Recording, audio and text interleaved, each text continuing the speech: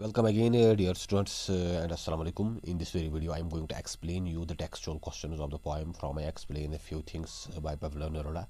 We have already gone through the first four questions of this very poem, and in this very video, I am going to explain you from the fifth question.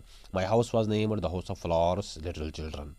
तो शायर जो ये lines यहाँ पे लिख रहा है, what he actually meant by these very lines, वो हमको क्या कन्वे करना चाहता है, क्या समझाना चाहता है। जो वो लाइन्स है वो यहाँ पे है, इस तरह से है। My house was named the house of flowers because everywhere geraniums exploded, it was a beautiful house with dogs and little children. जो यहाँ पे शायर बात कर रहा है वो स्पेन से में जो सिविल वार से पहले की बात कर रहा है। तो वो कह रहा है कि मेरा जो घर है उसको हाउस ऑफ फ्लावर्स कहते थे, फूलों का घर, क्योंकि हर तरफ वो जेरानियम्स एक फूल होता है, तो वाइट एंड रेड कलर का। तो ये एक्सप्लोर हो चुका था, फल चुका था, इसका जो ये ब्लूमिंग सीजन आ चुका था। It was a beautiful house, ये एक बड़ा खूबसूरत घर था with dogs and little children, जिसमें वो पालतू कुत्ते थे और छोटे छोटे बच्चे थे। दैट यहाँ पे वो सिम्बोलाइज करता है स्पेन की प्रॉस्पेरिटी, खुशहाली को बिफोर दिस सिविल वार से पहले जो वहाँ के कंडीशंस थे। तो इसका जो आंसर है वो यहाँ पे भी लिखा हुआ है ऑन दीज वेरी नोट्स। तो वो इस तरह से है, in these line the point refers to his own house in Madrid.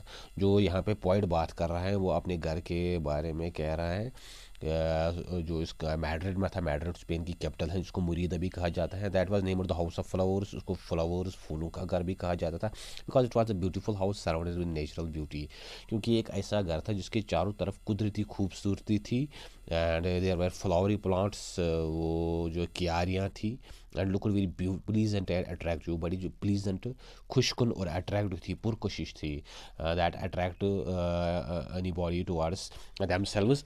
तो वो यहाँ पे उसके बारे में बात कर रहा है। Then there is the question 6, how has the civil war affected Spain. जो स्पेन में ये खाना जंगी हुई उसका नतीजा क्या हुआ, उसने स्पेन को कैसे एडवर्सली इफ़ेक्ट किया, कैसे उसको उसका जो इम्पैक्ट था, जो रिपरकशंस थे या कॉन्सिक्वेंसेस थे, वो क्या थे towards this Spain. The civil war was has completely destroyed Spain, that symbolised prosperity, beauty and a promising future before the civil war.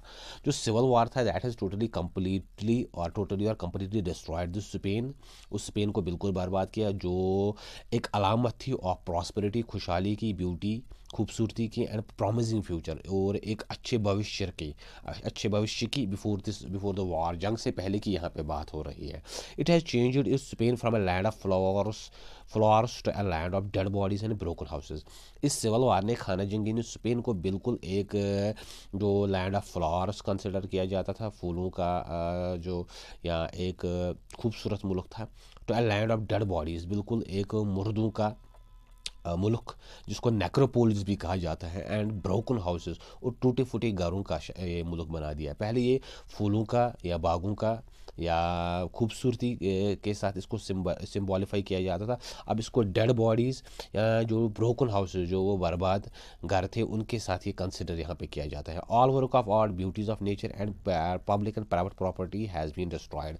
जो भी वो आर्ट और कला की चीज़ें थी, खूबसूरत चीज़ें, ब्यूटीज़ ऑफ नेचर, कुदरती खूबसूरती, and public and private property, जो प्राइवेट प्रॉपर्टी होती थी आवाम की, या पब्लिक सरकारी जो प्रॉपर्टी होती है, वो सब तबाह हो गई। Spain is coming generation, the children have been killed mercilessly and also the note Spanish points have been assassinated. Spain का जो फ्यूचर था, जो उनका भविष्य था, दैट इज़ देयर चिल्ड्रन, जो उनके बच्चे थे, जो अगली नस्ल थी, उनको बिल्कुल बड़ी बेरहमी से कत्ल किया गया। और स्पेन के जो मशहूर शायर थे, जिनका यहाँ पे पोइम में जिक्र आ चुका है, चाहे वो था दिस एल्बर्ट था, या ये गार्सिया लोरका था, उनको भी कत्ल किया गया, उनको असैसिन किया गया। There is blood everywhere in the streets of Spain which is the blood of Spain is prosperity. Spain की गलियों कोचों में हर तरफ अब खून ही खून है, जो स्पेन की खुशहाली और स्पेन की तरक्की का खून है। तो ये था क्वेश्चन 6। इसके बाद जो क्वेश्चन 7 है, explain the journey of the point from happiness to agony.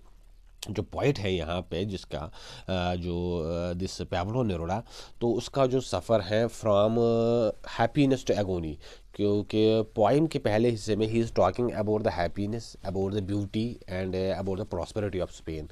और जो पोइम का जो फिर सेकंड हाफ है, उसमें वो अब वो टॉक करता है, बात कर रहा है about this civil war, about death, destruction, about this blood and about this fire and about this gunpowder. तो हैप्पीनेस से एगोनी, खुशी से गम तक जो ये सफ़र है शायर का, वो हमको यहाँ पे देखना है। The poet lived in a beautiful house in Madrid, the capital city of Spain, when he was sent to Spain on a diplomatic mission. जो पोइट है हमारा पाब्लो नेरुदा, वो एक खूबसूरत घर में रहता था मैड्रिड में, जो स्पेन की कैपिटल सिटी थी, दारुल खिलाफा था, क्योंकि जब उसको एक डिप्लोमेटिक मिशन पे स्पेन भेजा गया। Actually he was not from Spain, he was from Chile. His life was full of enthusiasm as his hometown was thickly covered with green trees and he became very popular among the Spanish people। उसकी जो life थी वो बड़ी पुरजोश थी, पुरउमंग थी, क्योंकि उसका जो होम टाउन था दिस मैड्रिड, वो बिल्कुल सरसब्ज शादाब था, फूलों पेड़ों पौधों से घिरा हुआ था, और वो स्पेन के लोगों में बड़ा मशहूर हुआ this Pablo Neruda. There were many flowery plants in this house. इसके घर में भी, इसके आंगन, इसके मकान में भी ये जो फ्लावरी प्लांट्स थे। तो the capital city was the symbol of beauty and prosperity. जो स्पेन की कैपिटल सिटी थी, ये बिल्कुल खुशहाली और तरक्की की अलामत थी। And people were hustling and bustling all the time with busy life. और लोग जो थे वो बिल्कुल अपनी रोज़मर्रा की ज़िंदगी में, अपने काम काज में बिल्कुल महव थे। ज़िंदगी बड़ी आराम से जा रही थी, एक रौनक थी। Later when the civil war broke out in Spain 1936-1939। लेकिन जैसे ही 1936-1939 में स्पेन में जो सिविल वॉर हो गई, द पोइट्स लाइफ, एक्चुअली 1922 में भी स्पेन में कुछ सिविल वॉर हुआ था, ऐसी चीज़ें थी। और 1936-39 में भी when the supporters of Hitler, जो हिटलर की आइडियोलॉजी से ये ममाशरा तक रहे थे, ऐसे लोगों ने स्पेन में ये तख्ता उल्टा लिया, जनरल फ्रैंको एंड अदर्स। तो the poets life full of happiness, happy life vanished and appeared in the form of agony. तो जो पोइट की अभी तक ज़िंदगी की जो बड़ी खुशहाल थी, वो बिल्कुल गायब हो गई, अक्सर गायब हो गई, और इसके बदले में दुख और दर्द आ गए। It has seen that one morning the large fire is left from the earth that engulfed everything. इसमें हम देखते हैं कि एक सुबह ज़मीन से जैसे आग उगल गई, और जिसने हर चीज़ को अपने घेरे में लिया। Everything, man, animals, crops, vegetables, flowers, buildings, चाहे वो इंसान थे, जानवर थे, क्रॉप्स थे, फसल थे, सब्जियां थी, फ्लावर्स थे, और दीज बिल्डिंग्स या मकान थे। There were terrible bloodshed all around in the streets of Spain. Spain की बिल्कुल गलियों और कोचों में अभी खून खराबा हो गया, लोग मरने लगे। One could see only deaths and destruction in which millions of innocent people were killed, including Spanish notice poets that filled the poet's heart with pain and shock. और इसमें हम देखते हैं कि लाखों लोग मारे गए, बेगुनाह लोग, और जिनमें खासकर शायर के जो कुछ फेलो पोइट्स थे, Garcia Lorca, this Albert and others. तो शायर का दिल इससे बड़ा दुख ज़दा हुआ, बड़ा परेशान हुआ। As a result of the poet was no longer able to compose poetry about the beauties of his homeland. यही वजह है कि शायर जो है वो अपने वतन के, स्पेन की खूबसूरती के बारे में कोई पोइम लिखने के काबिल नहीं है। He is not in a position, not in a condition to pen down any poem about this beauty, about this prosperity of Spain, because of this civil war, because of this death and destruction. इसके बाद जो question ये थे, what is the mood of the poet in the poem, how do you feel after reading the poem. जो poet का mood है, जो उसका टोन है, टेम्परामेंट है, वो हमको कैसा लग रहा है after going through this poem, और पोइम पढ़ने के बाद हमको क्या फील होता है। एक्चुअली हम जब देखते हैं कि पोइम के पहले हिस्से में पोइट का मूड बड़ा ठीक है, क्योंकि स्पेन की ये जो कंडीशन है, ये सिविल वार से पहले के बारे में बात कर रहा है जो पोइट है। और उसके बाद जब से ही सिविल वार शुरू होती है, तो पोइट का मूड भी वैसे ही चेंज हो जाता है। In the opening lines of the poem, the poet feels very heavy and his life is full of enthusiasm because everything is looking pleasant and attractive। Poem के पहले हिस्से में हम देखते हैं कि पोइट का मूड बड़ा प्लीजेंट है, बड़ा अट्रैक्टिव है, बड़ा मज़ेदार है, क्योंकि उसकी स्पेन की जो लाइफ है, जो उसका खासकर जो उसका शहर है मैड्रिड, वहाँ की ज़िंदगी जो है वो बड़ी आराम से चल रही है। There isn't any sign of pain और sadness on his face and in his heart as well. उसके दिल दिमाग या चेहरे पे हमको कोई ऐसे दुख गम के कोई असरात नज़र नहीं आ रहे हैं, तकलीफ़ के असरात नज़र नहीं आ रहे हैं, नहीं उसके दिल में। But when the civil war breaks out in Spain, it changes Spain from a land of flowers into a land of dead bodies and broken houses. लेकिन जैसे ही ये सिविल वॉर शुरू होता है, it totally changes the face of Spain. Spain का नक्शा ही बदल देता है। As a country of flowers, as a country of prosperity, as a country of beauty, into a land of dead bodies and broken houses. एक ऐसा मुल्क जो बड़ा खुशहाल है, बड़ा सरसब्ज शादाब है, उसको बिल्कुल एक वीरान और लाशों के ढेर में तब्दील कर देता है, वो बिल्कुल टूटा फूटा सा हो जाता है। All around there is destruction and devastation and his heart is filled with pain. हर तरफ तबाही और बर्बादी के मंजर हैं, जिससे शायर के दिल बड़ा दुखी है, बड़ा तकलीफ़ में है, बड़ी उसको तकलीफ हो रही है इस चीज़ से. He feel sorry and regret for the damage done by the wicked and treacherous, and he really felt sorry, felt painful, felt lamenting about the damage being done by these wicked and cunning people, these treacherous people to his country. And the poem is actually a lamentation elegy on Spanish civil war, in which the poet expresses grief and sadness and regrets for the noted Spanish poets. And dear students, अगर हम देखेंगे, this poem is actually a lamentation, actually an elegy. ये एक तरह का मातम है, एक तरह की मरसी है जो शायर पढ़ रहा है अपने मुल्क के बारे में, क्योंकि उसका मुल्क वैरान हो चुका है, बर्बाद हो चुका है by this civil war.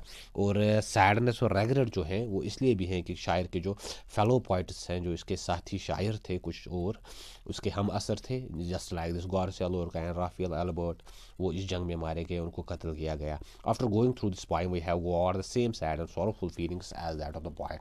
And after going through the whole of this poem, we felt the very sorrowful, sad, and this heart-wrenching feelings as that felt by the poet in his very time. क्योंकि हम पहले देखते हैं कि पहले ये मुल्क बड़ा खुशहाल था, बड़ा प्रॉस्परस था, प्रोग्रेसिव था, और जैसे ही सिविल वार शुरू होता है तो बिल्कुल वहाँ कंडीशन ही बदल जाती है. अब हर तरफ तबाही और बर्बादी नज़र आ रही है, खून खराब हो रहा है. सो डियर व्यूअर्स, ये थे उसके क्वेश्चंस.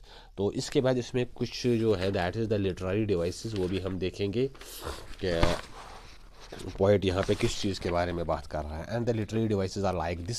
पिक आउट, जो शायराना तालमी है, pick out least two symbols used by the poet in the poem. हमको देखना है कि शायर ने इसमें कौन सी दो सिम्बल्स, कौन सी दो अलामत यहाँ पे डाली हैं, अलामत. व्हाट डू दिस सिम्बलाइज, और वो किस चीज़ को सिम्बलाइज करता है, सिग्निफाई करती है. तो वो इस तरह से है. The poet symbols used by the poet in the poem from explain a few things are jackal symbolizing bad wicked people. jackals को यहाँ पे गंदे और कमीने लोगों से सिम्बॉलीफाई किया गया है, अलामत के तौर पे इस्तेमाल किया गया है, सिम्प्लीफाई किया है. वाइपोरस सिम्बलाइजिंग द ट्राइचरस पीपल, जो वाइपोरस हैं, सांप हैं, जहरीले सांप, उनको गद्दार लोगों के साथ यहाँ पे तशबीह दी गई है. Traitor symbolizing a person who is not loyal to his own country belief. Traitor उस आदमी को कहा जाता है जो अपने मुल्क और अपनी कौम से वफा न करे, गद्दार हो.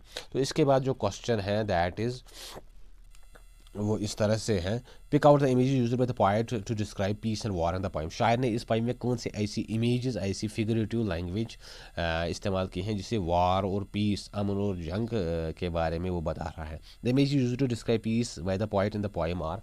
शायर ने जो इसमें अमन के बारे में बात की है और इसके लिए जो इसने इमेजेस यहाँ पे इस्तेमाल की हैं वो इस तरह है. द हाउस ऑफ फ्लावर्स, फूलों का घर. चर्च बेल्स, जो वो गिरजाघरों में वो घंटियाँ होती हैं. Trees, potatoes, tomatoes growing in abundance, and he is talking about the fields, about the farms, about this crop yield of potatoes and tomatoes. जो टोमेटोज पोटैटोज होते हैं, उनके जो खेत हैं, वो जो ट्रीज़ हैं, वो यहाँ पे उस वो स्पेन की पीस को सिम्बॉलीफाई करता है. The images describing war are, और वो इमेजेस, वो ऐसे अल्फाज जो जंग की तरफ हमें इशारा कर रहे हैं, उसको सिग्निफाई कर रहे हैं, वो इस तरह से हैं. They are like this. Bonfires, वो आग के अलावे, लीपिंग फ्राम द अर्थ, जो ज़मीन से उगल रहे हैं. वाइपर्स, जो जहरीले सांप होते हैं. Jackals, that means these traitors, these, ये गद्दार लोग, ट्रेटर्स, गद्दार. मूर्स, जो अफ्रीकन वहाँ पे आए थे. स्लॉटर चिल्ड्रन, ऐसे बच्चे जिनको मार दिया गया है. The blood in the streets, और जो गलियों कोचों में खून था. तो ये सब चीज़ें जो हैं, जो वार को, सिविल वार को और जंग को यहाँ पे वो तबाही को सिम्बॉलीफाई करती हैं. सो डियर व्यूअर्स, ये थे इसके literary devices. And then there is the suggested readings. तो ये आपको सजेस्ट कर रहा है that you need to go through these works. These will improve your English language and will give you boost in your as per your literary perspective is concerned.